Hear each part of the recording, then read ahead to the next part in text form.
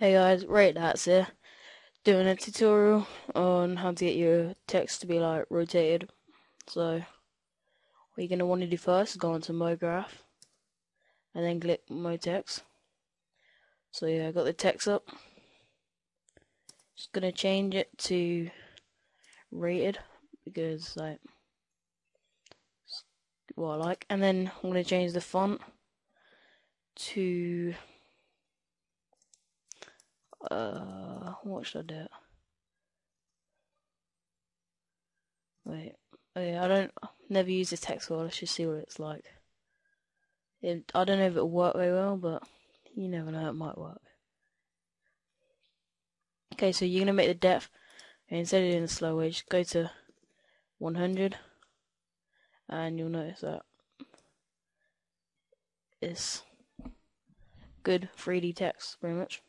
So next, what you're gonna want to do is go to caps, do the start to fillet cap, then the end one to fillet cap as well, and then you're gonna want to click MoText if it's unclicked, and then do Control C and Control V, and it makes a new one. So you're gonna want to change the fillet cap to 3 centimeters, and then again to the end one, 3 centimeters, so that it looks like that pretty much.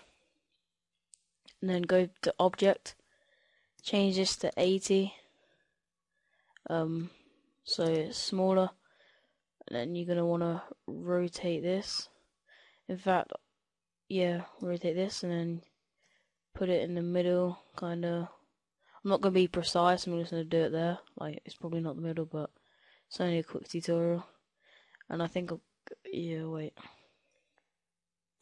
Now, okay, so change the material to, yeah, make a material, so double click in this area down here, and then double click the material thing, click color, because I like red, I want the front to be red, so gonna do that, drag it to the front of the text, and yeah, wait, where is that? Things just muck it up a bit, wait, oh my god, okay, so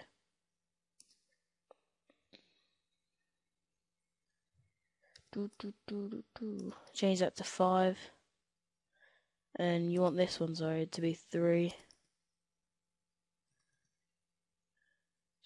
sorry, drag that down so it's at the front, double click the little bottom bit around here again, and double click the material. Now I'm going to want this to be white, because I think white and red is a good combination. So then you're going to want to rotate and then turn, drag that to the top bit, so it looks like that, and let's have a good little vision of it. Okay, so you can see that looks decent, looking a bit pink around there, but still doesn't really matter. Okay, so I'm not gonna bother put any light into it, because it's just a quick tutorial. So next you're gonna want to click shift, hold down shift and click the bottom mode text. Well, actually first I'm gonna change the name of it actually to rated. Okay, so and then both of them's gonna be called rated. I don't know why that just happened there, but okay, rated. Okay, now hold shift and click the bottom one, and then press C, and it puts it like in a kind of a group kind of thing. The letters are all bunched together. So you're going to click the plus sign, then the plus sign again, and the plus sign again. Scroll this down a bit, and then you're going to want to click the top R, hold down shift, click the bottom D, drag it down below the D, drag the R below the D, and it ungroups it from this. And you want to click the rated, press delete, and you're going to want to do the exact same to the other one. So click the R, hold down shift, click the D, do the R, put it down below the D, then it's ungrouped, click the rated, delete. Okay, so what you want now is for the letters to be grouped together, because I can press R here and do that, but then the R is still there, so when you do that, press Control Z to put it back together. So you want them to be both the letters to be in the same group. So you're gonna press R, Shift, no, not Shift, sorry, Control, R again, and then press Alt and G. Now put it as a group. Just gonna change the name to R because that's what it is, and then you want to do the same to every other one. Okay, so Control and Control G, boom. There is an easy way. I'll show you a different way of doing it.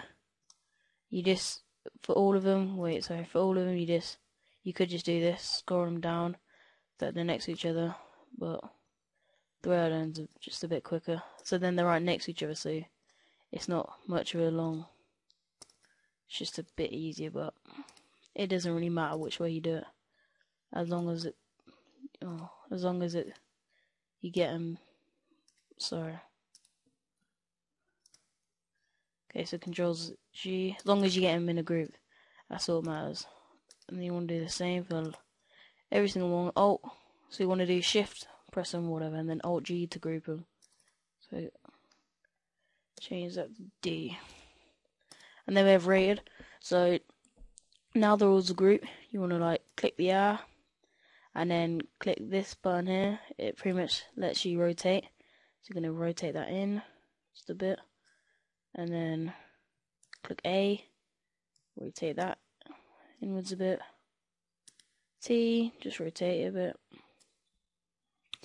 And same with the E, and then obviously rotate the D as well. But with the D, I'm going to lean it a bit forward. And with the T, I'm going to lean it a bit forward as well. Okay, so now we've done that. I'm sorry, I forgot to do the colours, so just drag the colours in. It doesn't really make much of a difference. It doesn't really make much of a difference if you get to the colours, because you can always come back to do that. So you do the drag the white onto the R and drag that down there so you can see that, and press Control and put it to the A, Control, drag it to the T, Control, drag it to the E, Control, drag it to the D, and the same with the red one. So because it's all mocked up for a sec. Okay, so you're gonna want to put that there, Control, hold to the A, Control, drag it to the T, Control, drag it to the E, and Control, drag it to the D. Okay, so as now, that's the colour thing. Let's have a little quick render check. See how it's looking. So you can see the text is all turn a bit, but you want it to be a bit closer together. And this isn't a very good text to do at the moment. A very good font to do it, so that's why it may not look as good. But I just wanted to make it look a bit different. So you want to click to make it close together. Click the A, change this little thing back to the cross, I suppose, and then drag the A towards the R. You're going to want to do that the same with the T, but the T is a bit behind, so click the blue bit and push it. No, it's the wrong one. Control Z. I want to turn it a bit so I can have a better look. So have the blue one clicked, move it forward a bit, and then E, push it right close. Same with D, but yeah. Let's push this D a bit forward as well. Let's give variety. Okay, so now that you've done that, it looks a lot better. Just to make it look a bit better, I'll put a sunlight in it. Okay, so well, not sunlight, but just a light in it. So okay, drag this more to the center and lift it up. It's about there. Let's have a look at the render. It's a bit too dark for my liking. So let's click the light, press the blue bit, wrong one again. Let's just rotate it a bit. Okay, so push it out about there. Okay, so